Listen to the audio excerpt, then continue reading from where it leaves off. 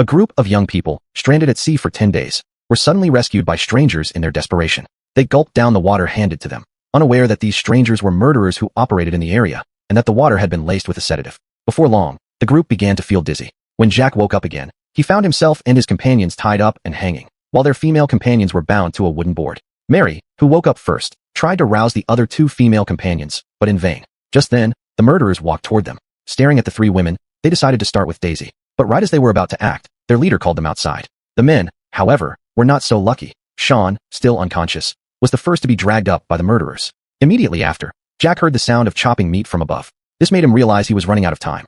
With no tools at hand, he bit at the ropes with all his strength. Finally breaking free, Jack hurried to untie Tom, who was still unconscious. He then dragged Tom toward the water to escape. But as soon as they got outside, they ran into a murderer who had come out to get some air. Luckily, the two held their breath and weren't discovered. On the other side, Mary, realizing she was temporarily safe, also bit through her ropes with all her might. She quickly woke up her unconscious companion.